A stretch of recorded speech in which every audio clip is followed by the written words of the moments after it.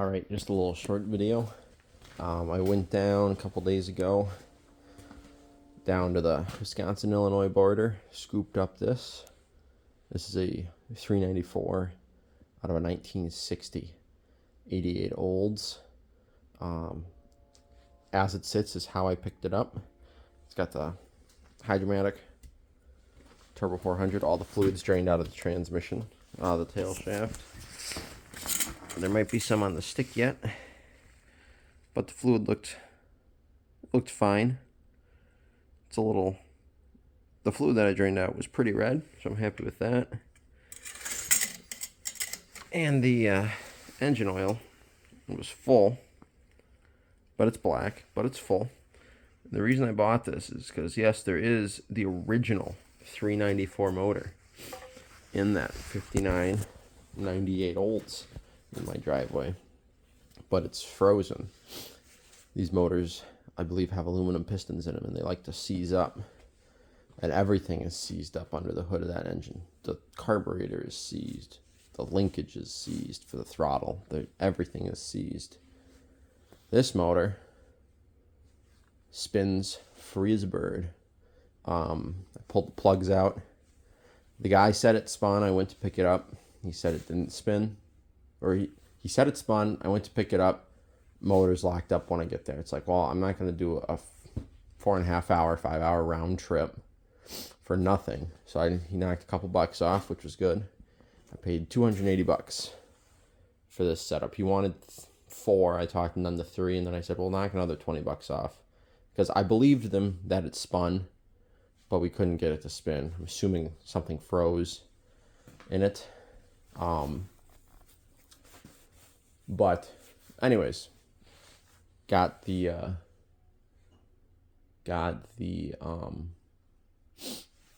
motor here. Running the crane on the back of the truck worked perfect. I've got a little hitch. Slides in. I ran a tube through here, welded a tube in, then welded a tube on here. So you go pin on a hitch, and I can load this onto the truck by myself. It's easier with 2 people still, but I don't have to pick it up to get it in the bed. And the other benefit is I can use it to pick up something and back it across my yard. That's where this is going to go. This is going to go in one of the sheds in the yard. I just did some snow blowing, cleared out the shed doors, but yeah, anyways, got it home, pulled the plugs, let it thaw out overnight. I let it sit for about a day and a half in my shop, which is only 45 degrees, but it's above freezing. And got her thawed out. I took the plugs off, and yeah, this was all water. The water just poured out of the spark plug holes when I spun it over. So water had trickled down. It was starting to corrode. The first thing I did when I got it home is I dumped oil down the intake runners, and then I actually went to pull the spark plugs out, and they were already loose. I think that's the only reason this motor is not locked up, is because I got my ratchet out, I went to spin them, and it just free. And then all the other 8, except for one on that side, I was able to just walk up without my ratchet and just do them by hand.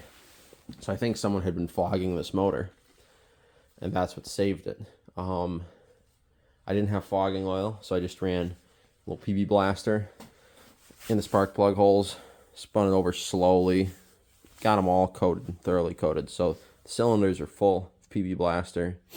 Transmission is empty. I'll remember that, especially I'll have this video, but I might put a little note on the motor saying, hey, cylinders are full of liquid. Trans is not. So don't just throw it in the car and hit the starter motor. And then I sprayed PB Blaster down the intake. The intake valves look dirty, so this motor will probably, the goal with this motor, I'm not sure if it's a low comp or high comp. I think this color, I don't remember if that color, that teal color, because I know they went to red for the 60s, for after 1960. They went to red, but I know 59 was the first year, the 394, and they introduced it. I can't remember if the teal, because you get the 394 in the Super 88. I think it came standard, and then the 98. It was the only engine available in the 98, and that was a high comp 4-barrel. And then the Super 88, you could get a high comp 2-barrel, I thought. And then the Dynamic 88 had the 391, or not the 391, the 371. And there were low and high comp variants of that too. I don't remember horsepower figures or anything like that.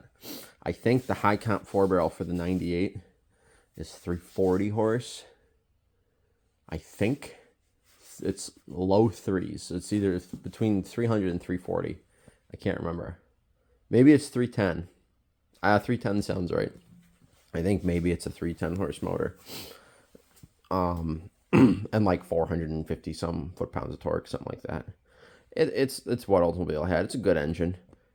Definitely a little more archaic than the second gen rockets, like the 350s and the 455s everybody builds. It's got the weird cam degree in it. It doesn't have rotating valves. It doesn't have a ton of special stuff. It's the weird single exhaust where this manifold feeds into that manifold and then everything exits out that, so the exhaust flows really poorly. But there's so much. You think it's such a big car, there's so much room under the hood, but you have your starter motor, you have your brake master cylinder sits here because it's in 59. It's the provision is there on the firewall for a master cylinder right off the pedal, like that, right off the booster. But the power brakes run all down below the manifold, so you can't really run the manifold out. You have to go all the way underneath the starter motor, and it's tight in that corner, and that's sort of why they did it.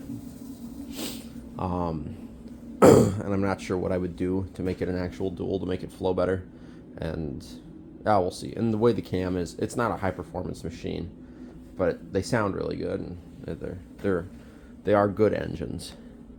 In 1960, Chevy was doing better. In the early 60s, when Oldsmobile was still running the 394, Chevy had the 409 and all that, and that was a real hot cake of an engine. The thing was great. So Oldsmobile was definitely lacking on the performance. And then the mid 60s came out, and Oldsmobile had the 400, the original 400, not the tall deck based on the the 455 and the 425. They had the original 1966 400. It was a big piston, short stroke. That was a really good engine. But this is, we would consider this a truck engine today. And it's not light. I think the 394s weigh about 750 to 780 pounds. Just the engine. And I mean, a 455 Olds weighs about 650, 700. So definitely heavier. Just the transmission is cast iron on this too. So I mean, you've probably got over 1,000 pounds sitting right here, just in engine and transmission, and you're putting out less than 400 horse. It's not a rocket ship, but it is torquey. And then you compare it to an LS with 4L60 behind it. Make 400 horse out of an LQ4, and then you get a 4L80 behind it, and it weighs about 300 pounds less. And makes more power. It's like, yeah, if you're going for speed, that's the way to go. But these things are pretty good. But anyways, the whole point of this motor was to get a rotating short block. I have that. I don't know, like I said, I don't know if this color designates that it's a 394 or that it's a 394 high comp. I have to recheck it because I know that's the same color as the engine that's in the 59. But I'm not sure what the deal is with it. If I can get the 59 freed up, that'd be good. I'm going to have another one of these engines coming in March. I'm going to go buy a parts car. There's a 1959 two-door hardtop 98 for sale. I need a couple trim pieces off of it. It's got the powertrain. I'll take that. The frame, I'll list it for super cheap. Hopefully someone will come and get it. If not, I'm going to scrap it because I don't really need it. But I'm hoping someone will buy it. The body, I'm just gonna skin the body. The floors are gone. It's not worth saving the car. The interior is destroyed. But I have a guy who's interested in the seats, so I'll reupholster, have my wife reupholster the seats and sell them to him. And then I need to get the